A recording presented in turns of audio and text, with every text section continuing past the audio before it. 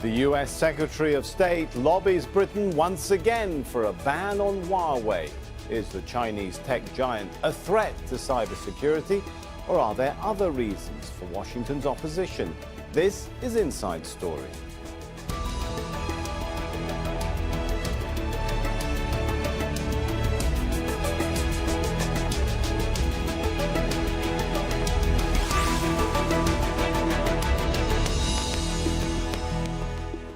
Hello and welcome to the show. I'm Sami Zaidan. The US is pressuring allies in the West to ban Huawei. The Chinese tech giant provides world-leading technology for the next generation of mobile networks called 5G. But the Trump administration has long accused Beijing of using it for spying. US Secretary of State Mike Pompeo is in Britain to push the case. He wants the UK to rethink its decision to allow Huawei a limited role in building its 5G networks. Pompeo is calling for a complete ban. He says Huawei equipment could jeopardize intelligence sharing with the US and other members of the so-called Five Eyes security alliance. Our view is fundamentally this: when you have a Chinese state-sponsored company deeply tied to the Chinese Communist Party to permit the private information of your citizens or the national security information of your citizens to transit a network that the Chinese Communist Party has the legal mandate to obtain, creates risk. But Britain's Prime Minister says any risks can be managed. I think it is absolutely vital that people in this country do have access to the best technology available, but that we also do absolutely nothing to imperil our relationship with the United States, to do anything to compromise our critical national security infrastructure, or to do anything to imperil our extremely valuable cooperation with Five Eyes security partners.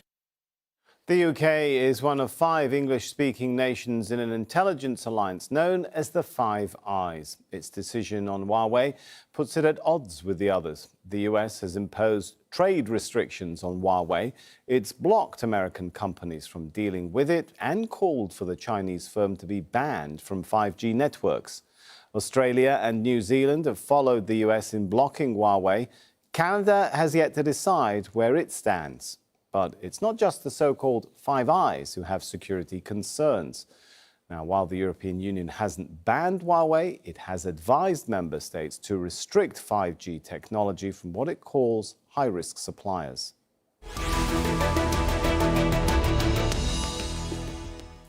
Let's bring in our panel of guests now. We have joining us in the show from Adelaide on Skype, Simon Lacey. He's a former Vice President of Global Government Affairs at Huawei Technologies in Shenzhen, China. In Preston in the United Kingdom, we have Max Iser. He's a lecturer in computer and network security at the University of Central Lancashire. And in Washington, D.C., Richard Whites, a security analyst at Wikistrat. Welcome to you all. If I could start with Simon. So, Simon, why are we seeing so much global alarm over Chinese dominance of the 5G market? Well, look, I think people are just slightly concerned about China because it has come so far, so fast, and people are just, frankly, a little bit taken aback by this new player that they're unfamiliar with and whose language and culture they don't really understand. I mean, if you think back to the 1950s when Japan joined the global trading system, the General Agreement on Trade and Tariffs, a lot of countries were very concerned about Japan and refused to accord it MFN status, refused to trade with it on an MFN basis. So part of the concern, I think, is just the rise of this new player. All right, let me take that point. I know there's plenty of others to discuss, but let me take that point, if I may, to Richard in Washington, D.C. Richard, is this simply a case of people don't like the new kid on the block?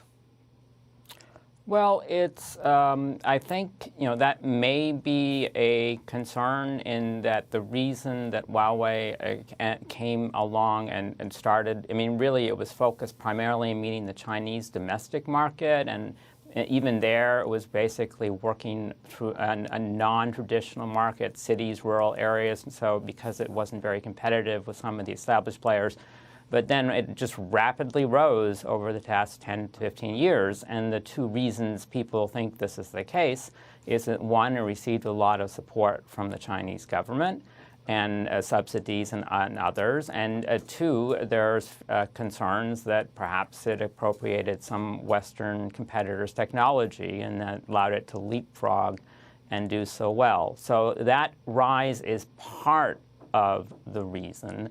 Another reason is what happened to the alternative suppliers. I mean, some of them, we had very strong competitive firms in the West earlier, but for various reasons, including, I would argue, unfair competition from China, they have weakened. And this can allow Huawei to come in with a very low offering price, drive away further its competitors, and then take advantage of monopoly prices later on and other advantages. Okay, Simon, briefly, your comeback on that. Is there not an element here of unfair competition as well as all the other concerns which the US raises? Yeah, look, I mean, this is something that I would hear a lot when I was engaging with policymakers in places like Europe and elsewhere. And I think, this argument that Huawei received unfair support from the state, look, I just don't think that stands up to a really critical assessment. I mean, the reason why Huawei succeeded was because of the massive investments it made into R&D. But don't forget, I mean, when you're a Chinese company and you have a domestic market the size of China, that allows you to leverage unprecedented economies of scale that your competitors simply don't have. And I think that's those are the major reasons why Huawei succeeded. All right, we'll come back to those points in a minute. Let me bring in Max, though, and let's set the stage, Max, by asking, currently, give us an idea of just how widespread Huawei technology is, how dominant it is in the global wireless 5G infrastructure market.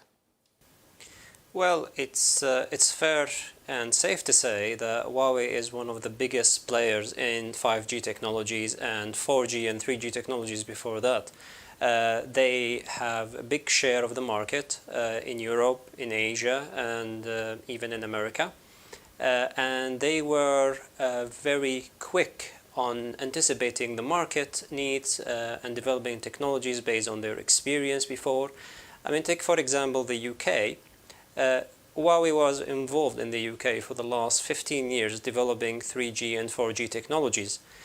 So Huawei is in a leading position among other competitors and suppliers in 5G technologies, ranging from non-core parts like antennas and edge devices up to the core network parts. So they are, like I said, in the lead in 5G technologies. Richard, do we have, in addition to the unfair competition, the US has security concerns about Huawei. Is there any evidence that the Chinese government actually has used Huawei to spy on others?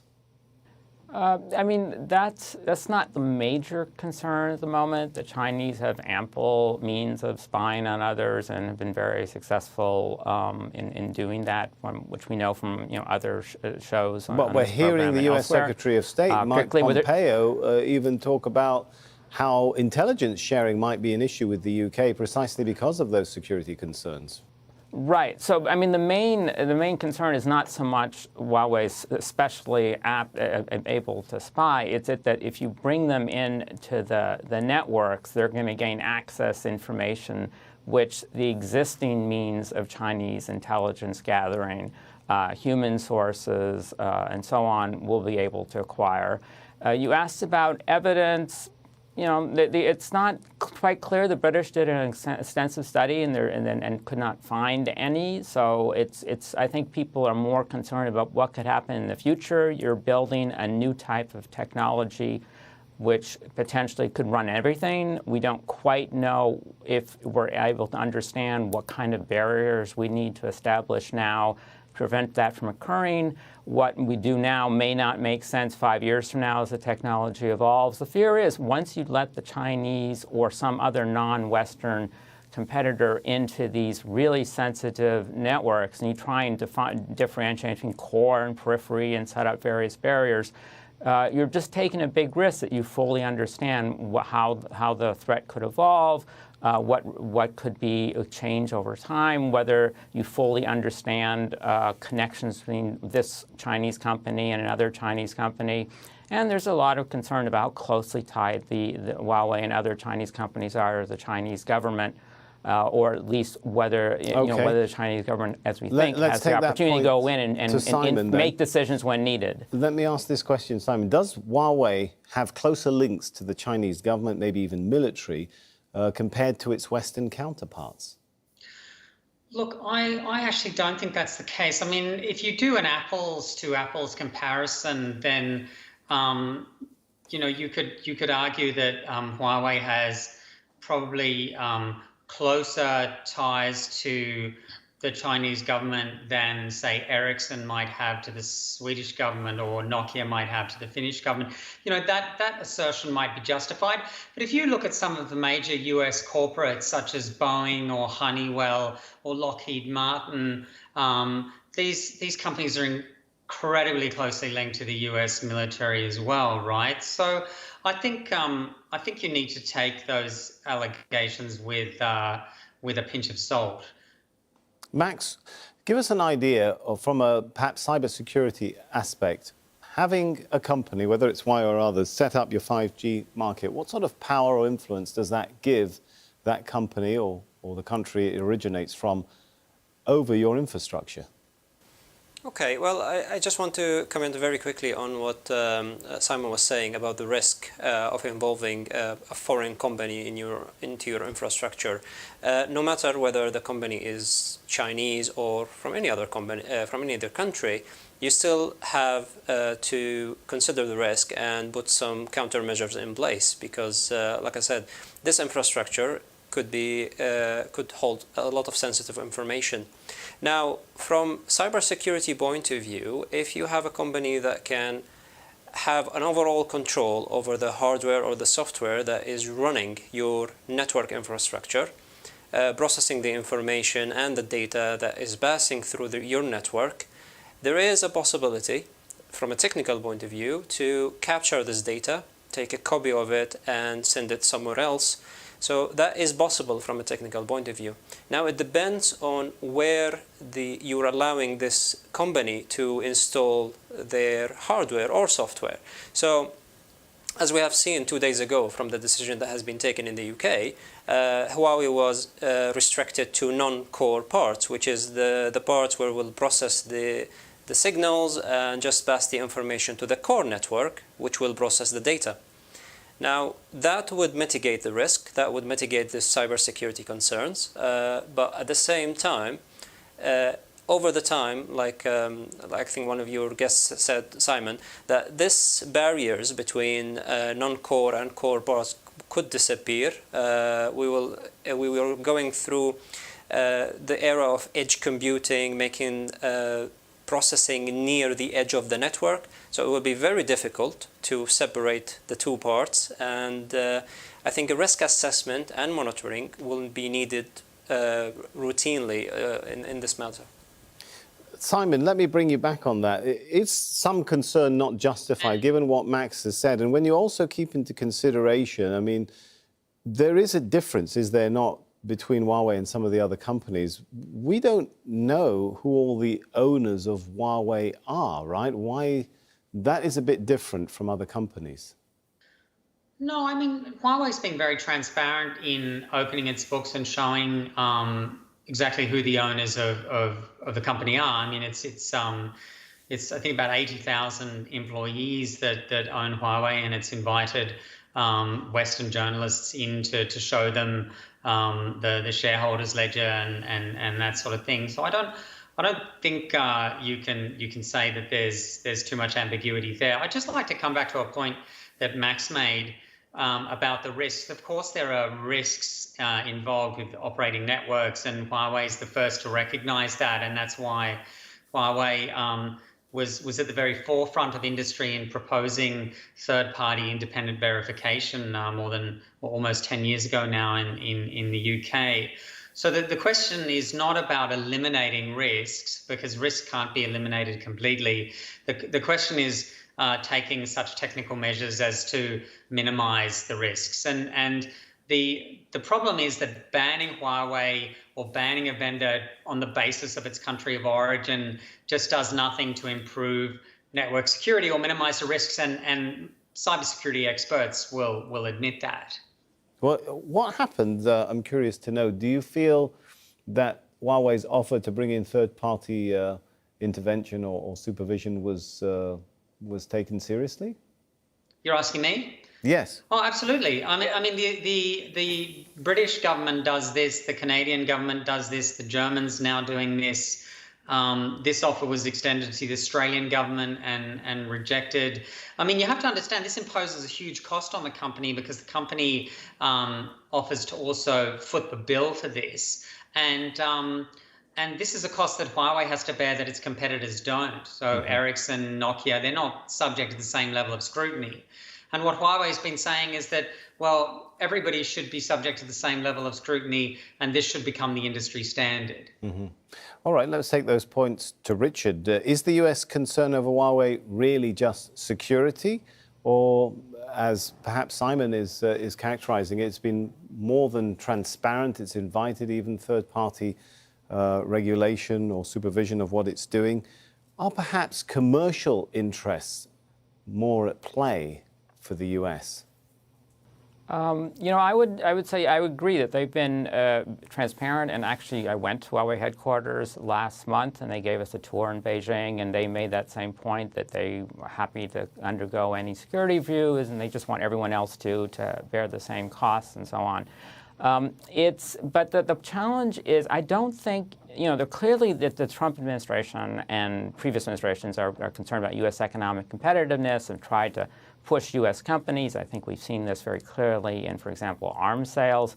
But in this case, there is no strong U.S. competitor. For whatever reasons, the U.S. broke apart its strongest telecommunications company, AT&T, a while ago, and split it up into Bell's, concerned about monopoly, and that sort of took out the possibility of having a giant corporation that would be able to match Huawei in terms of research funds and influencing foreign competitors through just sheer weight of sales and media and so on. So in this case, I think the concern really is security-wise. I mean, if this were a question of dealing just on other markets, I think that, and the U.S. wasn't a strong competitor, you wouldn't see this major concern. But the problem is with 5G, with what we call these dual-use technologies that can have commercial application and are sold as such, but then can also have military security application. It's just a special area, and one advantage that the U.S. has had is strong allies. The 5G technology industry is forecast by 2035 to generate 22 million jobs and $3 trillion. There are those in the U.S. who say the U.S. should try and make sure it grabs a big piece of that market. Is it not easy to see why governments would want to make sure that Huawei doesn't become the biggest player in that market purely from a dollars and cents perspective? Sure. So if you're in Finland, Sweden, South Korea, and some other countries, you have a national competitor that you would want to capture that market rather than Huawei. But in the or the other Chinese companies. In the case of the U.S., though, there's not real direct competitor. I would think Google, Apple, and so on are thinking about how they could apply some of their achievements into entering this market. But as you said, the market's going to be so big, there are going to be a lot of players, so it's not a major financial issue. The debate here really has been a U.S. national security strength is that we have close allies, unlike Russia and China and Iran and other countries. We need to sustain these strong alliances, and that involves sustaining the security of our intelligence sharing and therefore limiting the opportunity for non-members of this group to challenge that, disrupt that, access that sensitive information. Max, according to a 2018 report by Deloitte, China outspent the US by $24 billion when it comes to wireless communication infrastructure since 2015. It has 12 times more 5G base stations. If that is the point we're at, and that is the gap between China and the world's largest economy and superpower, can anyone catch up with Beijing?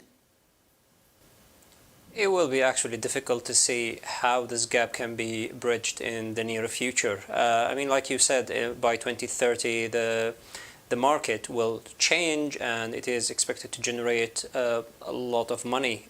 So it's only natural for a lot of governments to start investing in their tech companies and trying to build their power as well in these technologies.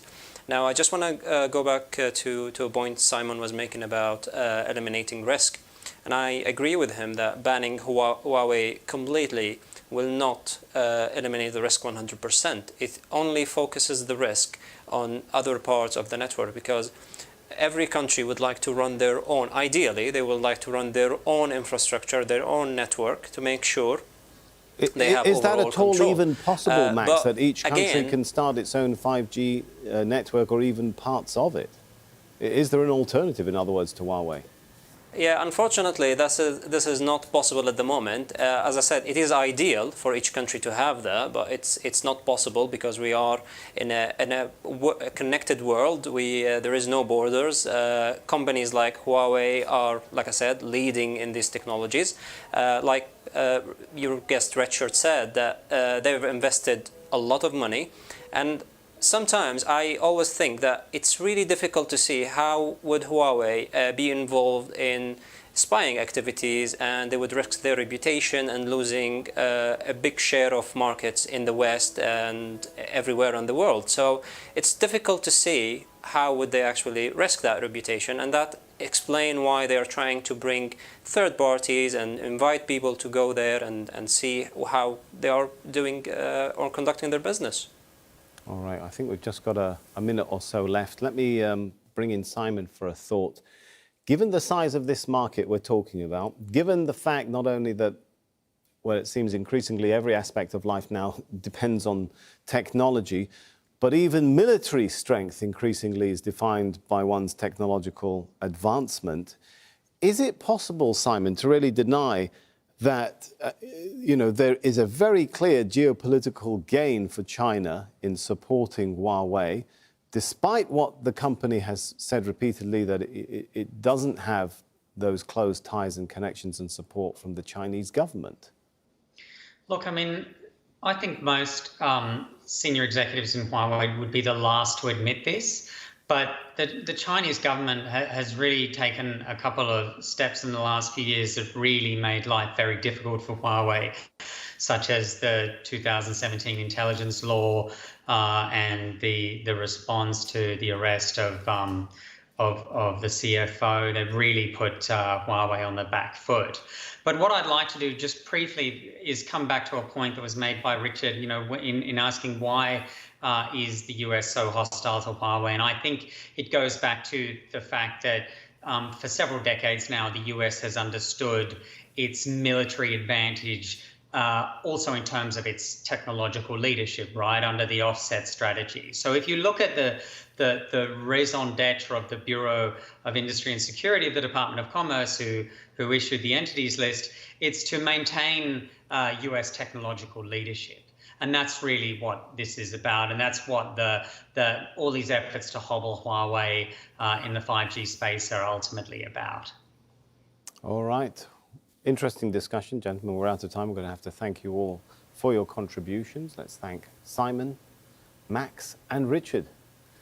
And thank you too for watching. You can see the show again anytime by visiting our website, aljazeera.com. For further discussion, head over to our Facebook page. That's facebook.com/AJ Inside Story. You can also join the conversation on Twitter. Our handle there is @AJ Inside Story. From me, Sami Zaidan, and the whole team here, for now, is goodbye.